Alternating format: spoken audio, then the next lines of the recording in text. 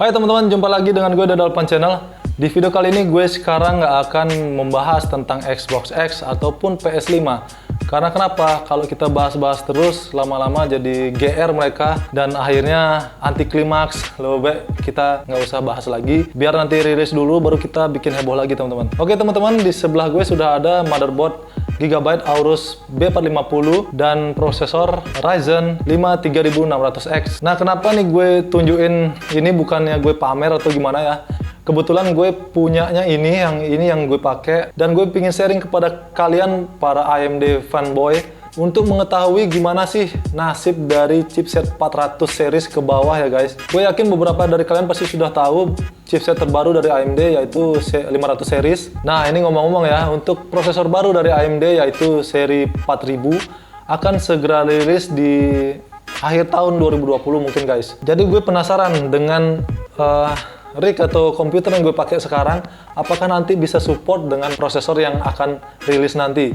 Maka dari itu gue pingin cari tahu dan sekalian pingin sharing informasi yang ada ini kepada kalian juga pengguna AMD, biar tahu bagaimana nasib dari platform yang kalian gunakan. Apakah nanti masih bisa support prosesor yang baru dari AMD atau enggak teman-teman. Sebenarnya AMD itu adalah produsen prosesor yang peduli banget sama usernya. Seperti yang kalian tahu, terlihat dari roadmap saat pertama kali Ryzen muncul teman-teman di tahun 2017. Mereka dengan dengan percaya diri banget dan baik banget bisa dibilang ya, menjanjikan soket AM4 akan disupport sampai 5 tahun ke depan guys. Memang sih secara teori bicara masalah soket itu nggak berganti ya, itu masih AM4. Cuman tetap aja sebenarnya mereka menjual chipset teman-teman. Seperti yang kalian lihat di layar ini. Oke, ini roadmapnya ya untuk seri chipset yang baru, yang seri 500. Ini agak gimana ya teman-teman, agak kasihan banget sih sebenarnya untuk motherboard AM4 dengan chipset seri 300. Ini sudah cukup banyak pemangkasan dalam kompatibel penggunaan prosesor baru teman-teman. Jadi di sini gue pingin jelasin, ada kabar kurang enak sih bagi teman-teman yang masih menggunakan chipset 300 series.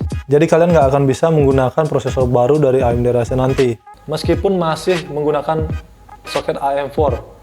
Karena chipsetnya memang sudah dengan teknologi baru banget, AMD dengan sangat terpasang untuk tidak memberikan update penggunaan untuk series 300. Jadi paling maksimal ya itu Ryzen seri generasi ketiga. Ya tetap dengan catatan kalian harus update BIOS yang sudah disediakan di masing-masing motherboard kalian. Oke, gue pengen jelasin kepada teman-teman yang menggunakan motherboard AMD dengan chipset 400 series seperti gue ya, B450. Dan di sini tertera di roadmapnya X470 itu masih bisa guys untuk menggunakan Ryzen 4000 series nanti. Ya tetap dengan catatan harus update BIOS lagi. Nah ini guys untuk motherboard yang gue pakai sendiri, saat gue baru beli dia masih BIOS F41.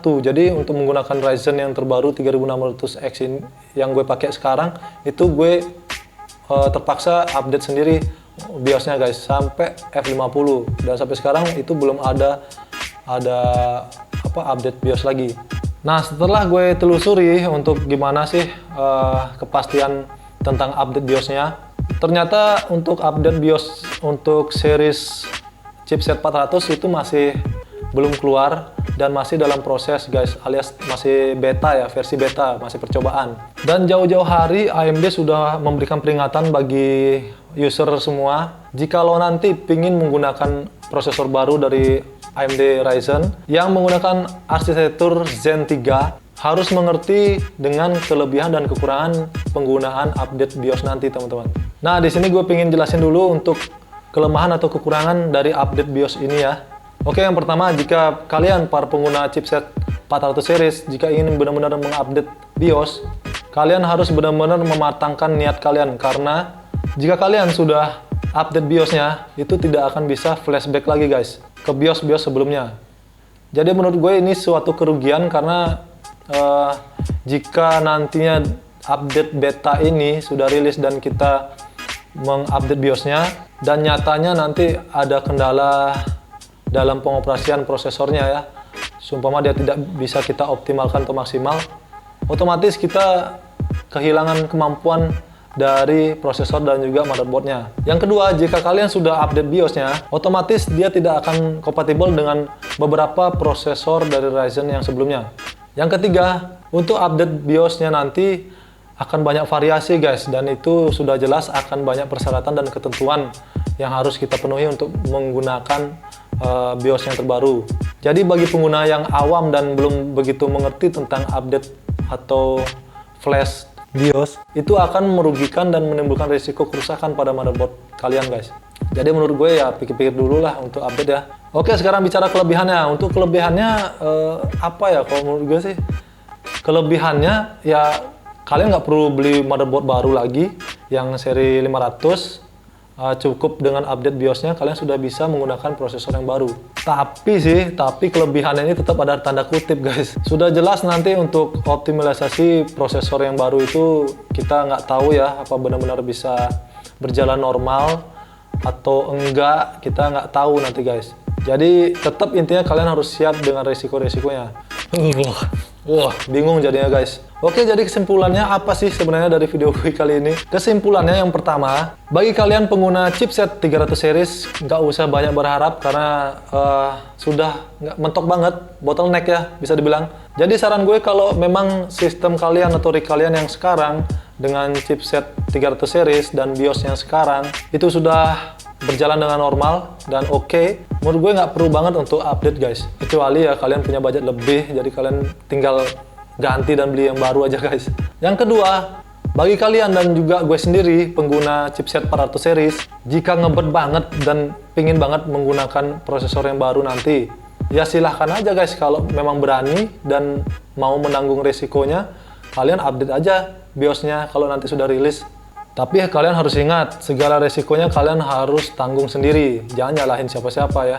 Dan sekaligus gue sendiri pengen nyimpulin kalau gue nanti nggak akan banget untuk ngupdate BIOS ini lagi guys. Nah oke teman-teman, jadi seperti itu aja untuk video gue kali ini. Semoga kalian para AMD fanboy mengerti dan tahu harus gimana ke depannya. Kalian harus benar-benar berpikir matang dulu untuk langkah ke depan guys. Oke, mohon maaf jika ada kesalahan dan kekeliruan dalam video gue kali ini. Jangan lupa like, share, dan subscribe Dewa28 Channel. See you next video. Salam gamer for life, Dewa28 Channel. Goodbye.